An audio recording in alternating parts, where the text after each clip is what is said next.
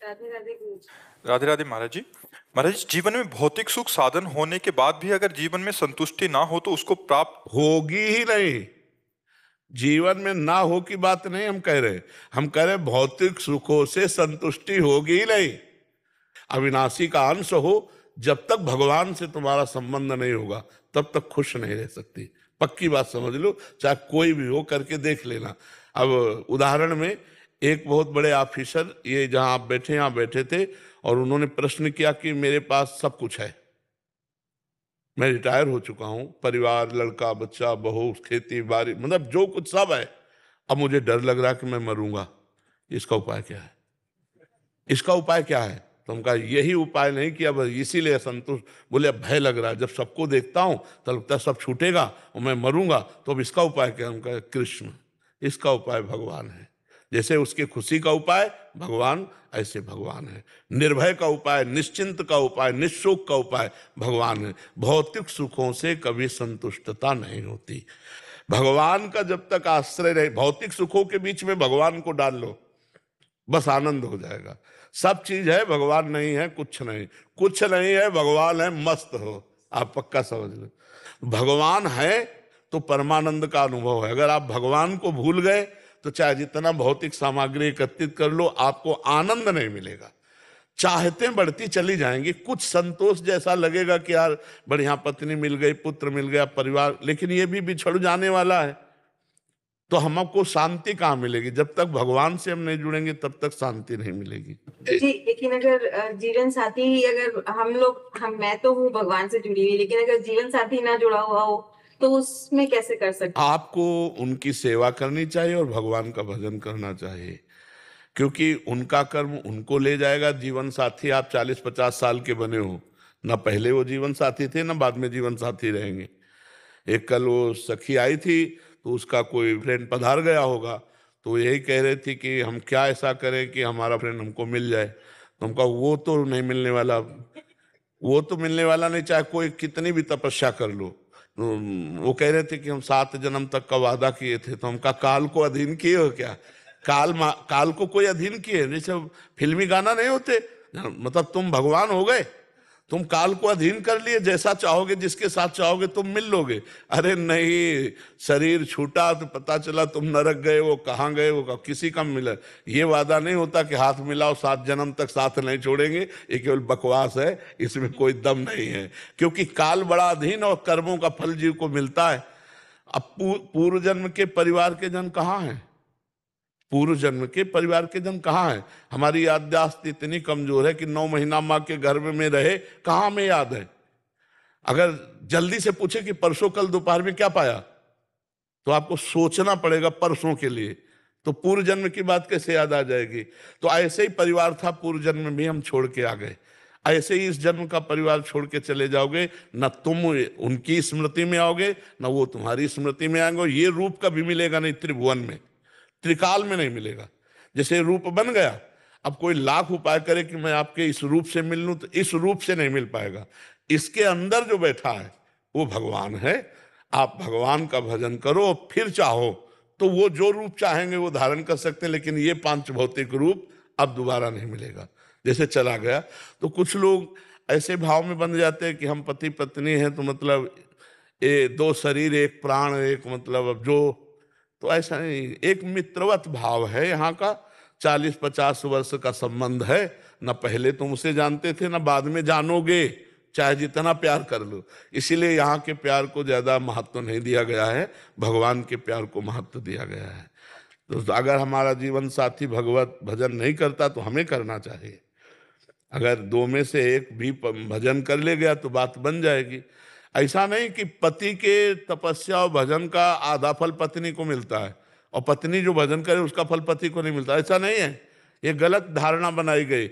दोनों जीवन साथी हैं, दोनों पाणी ग्रहण किए हुए हैं, और दोनों को जो भजन साधन जो कर्म किया जाता है दोनों को फल मिलेगा।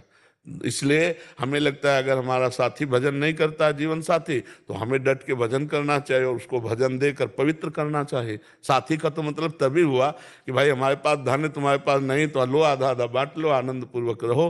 तो वो तो जीवन साथी है, तो भजन रूपी धन बांट दो। आधा उसको दो और आधा तो अभी देखो उसकी भी बुद्धि बदलने लगेगी। भजन ना करे तो लड़ना नहीं है, खुद भजन करो और उसके अनुकूल चलो, एक दूसरे के अनुकूल चलो। संदीप वर्मा जी, नोएडा से। श्री हरिवंश। श्री हरिवंश गुरुदेव, आपके चरणों में कोटि कोटि प्रणाम। गुरुदेव, प्रश्न ये है कि अभी तक हम अहम की धरा पर ही चल रहे हैं। हर बात में मैं आ जाता है, चाहे वो संसारिक क्रिया हो, भजन हो, साधन हो, हर बात में अहम रहता है कि जो कुछ हो रहा है वो मैं ही कर रहा हूँ। प्राय ये सत्य नहीं है। इस कारण हम दृष्टा भाव रख ही नहीं पाते। इस कारण हमें भगवत प्राप्ति का मार्ग भी दुर्गम प्रतीत होता है। गुरुदेव कृपा कर मार्गदर्शन कीजिए कि इस मैं का त्याग देखो, कैसे। जब तक हम महापुरुषों का सेवन नहीं करते, उनके बताए हुए मार्ग पर नहीं चलते, तब तक अहंकार नष्ट नहीं होता। नहीं तो अभी भाषा बदल जाएगी कि गुरु कृपा से नाम जप होता है, गुरु कृपा से व्यापार होता है, गुरु कृपा से, श्री जी की कृपा से, भगवत कृपा से। तो ये अंदर आपके बात आने लगेगी तो अहंकार नष्ट हो जाएगा। और हो सब कृपा से ही रहा है। आप राधा बोलोगे तो किशोरी जी की कृपा से बोल पाओगे। आप वृंदावन आए हो, किशोरी जी की कृपा, जिनको वृंदा विपिन है कृपा ति नहीं की हो। आप जो कुछ कर पा रहे हो भगवत प्रदत्त बुद्धि से कर पा रहे हो, भगवत प्रदत्त शरीर बल से कर पा रहे हो। ये तुम्हारा है क्या? सोचो, तुमने रचा है क्या ये? तो अहंकार किस बात का? बुद्धि तुम्हारी भगवान ने रची, शरीर तुम्हारे भगवान ने रचा, सृष्टि भगवान ने रची, सृष्टि का कार्य भगवान ने दिया। तो अहंकार क्यों करते हो? इसको तुम मूढ़ता ही कहते हैं। अहंकार विमूढ़ आत्मा करता हमिति मन्यते, मैं करता हूं ऐसा मानना ये मूर्खता है, मूढ़ता है। आपका कोई अस्तित्व नहीं भगवान के सिवा। आप देखिए ना, गुरुदेव जानते हुए भी तो उसे समर्पित किया करो। तब भी कोई अहंकार नष्ट करने का तुम्हें एक सरल उपाय बता रहे हैं। जो भी कर्म करो उसको समर्पित कर दो। प्रति घंटे का नियम बना लो कि जैसे 7 से 8, 8 से 9, तो हर एक घंटे में हे सच्चिदानंद प्रभु, हे राधा वल्लभ लाल, ये 1 घंटे का कर्म जो आपकी कृपा से, आपके बल से हुआ, वो आपको समर्पित है। चाहे वो भजन हो, चाहे वो व्यापार हो, चाहे वो सांसारिक कार्य हो। ठीक है? आप देखना इससे लाभ मिलेगा। कर्म समर्पण करोगे तो अहंकार गलित होता जाएगा। जैसे जैसे अहंकार गलित होता जाएगा वैसे वैसे भगवदानंद, भगवत ज्ञान, भगवत भक्ति बढ़ेगी। नहीं तो सब नाटक बना रहता है जब तक अहंकार रहता है।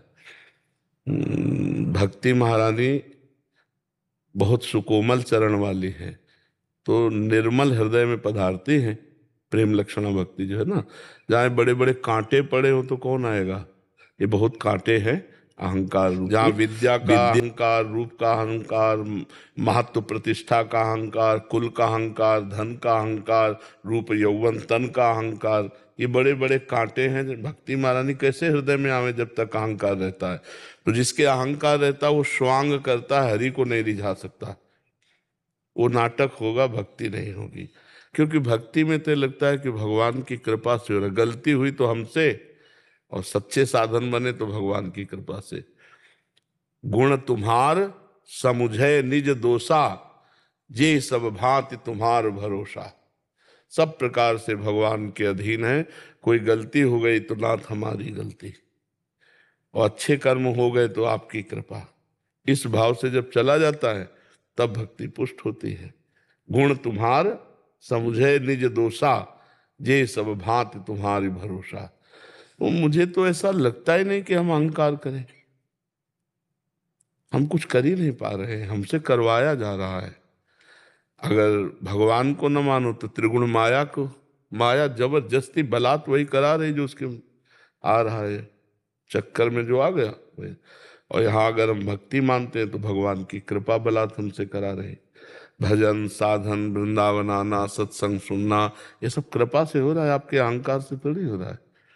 अब मोहि भा भरोस हनुमंता, बिनु हरि कृपा मिले नहीं संता। भगवान की कृपा हुई तो तुम संत समागम में बैठे हो। अरे भगवान की कृपा हुई तो तुम मनुष्य शरीर पाए। ये जो मनुष्य शरीर है ये कृपा से मिलता है। तो इसलिए हमें तो ऐसा नहीं लगता कि कहीं अहंकार किया जाए। अहंकार तो बहुत ही मतलब गलत बात है, जो हमको गिरा देगी, जो हमें आगे नहीं बढ़ने देगी। तो एक काम करो, नाम जप करते हुए हर घंटा का समय का, 1 घंटा के समय का जो कर्म और चिंतन है वो बस भगवद अर्पणम मस्तु, राधा वल्लभ अर्पणम मस्तु, श्री कृष्ण अर्पणम मस्तु, जो भाव आवे वही कर दो। ठीक है, आप करके देखना, धीरे धीरे ठीक हो जाएगा। भगवान ठीक करते हैं सब।